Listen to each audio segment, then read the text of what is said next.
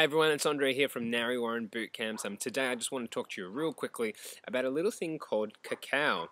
Some of you may have seen cacao beans in the stores. I know a lot of health food stores nowadays sell them, but that's what a cacao bean looks like. Cacao is the origin of chocolate.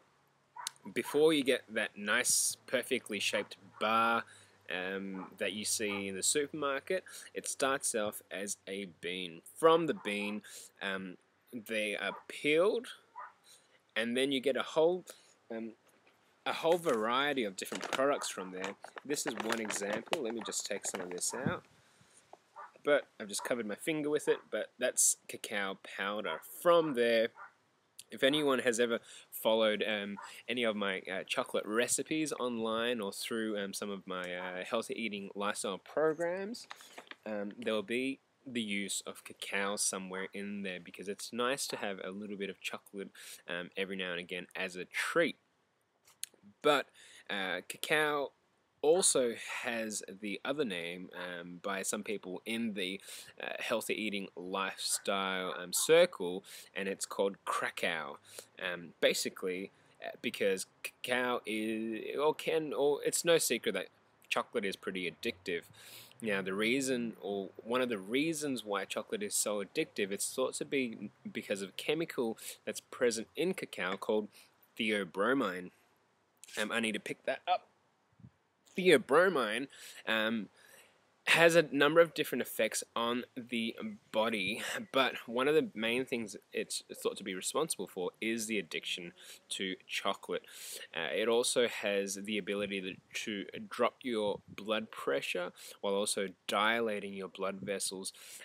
Also, other alkaloids in chocolate have the ability to stimulate the same brain chemical reaction as if you were experiencing love or pleasure, and also some of the same chemicals, maybe not to the same extent as when you're having sex.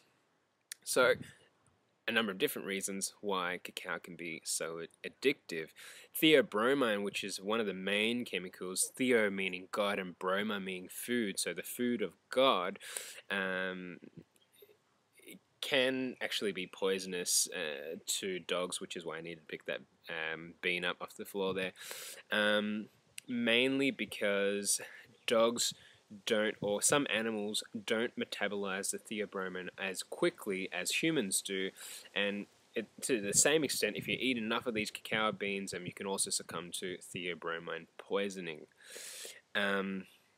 But that's one of the main things that I wanted to mention, because a lot of the time in some of the recipes that I'm talking about that include cacao, people get a little bit confused as to whether I'm just saying cocoa in a weird way, or if I'm talking about something completely different. I am talking about something completely different. I'm talking about cacao.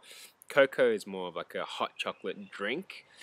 So if a recipe says cacao, C-A-C-A-O, it's not a spelling mistake, and it is pronounced cacao. And that's just one example of one of the products that you can get on the market. You can eat these just as is, out of your hand. They can be quite stimulating, and in some people can cause a bit of anxiety. Cacao is a cousin of the coffee plant as well, but it doesn't have the same stimulating effect on the central nervous system to the same extent as caffeine would. Caffeine and theobromine are very similar compounds. They're slightly different, but the effect of caffeine is a lot stronger than theobromine is on the central nervous system. So whenever I do include a recipe, like I mentioned before, I'm usually talking about the raw cacao powder, just because it's a lot easier to work with compared to the beans. The beans are more of like a snack you can just eat out of your hand, as I just mentioned. I've already eaten too many of these, so I'm a bit scattered, but that's it for today. Cacao beans, great antioxidants, full of magnesium, a superfood unto themselves. And if you do love to eat chocolate, and if you do, this is another thing I should mention, if you do crave chocolate, a couple of these, and they should sort your cravings out, because usually you're craving not so much depending on a person, of course, but not so much the sugar that's in a candy bar. You're craving some of the alkaloids that are present in the cacao.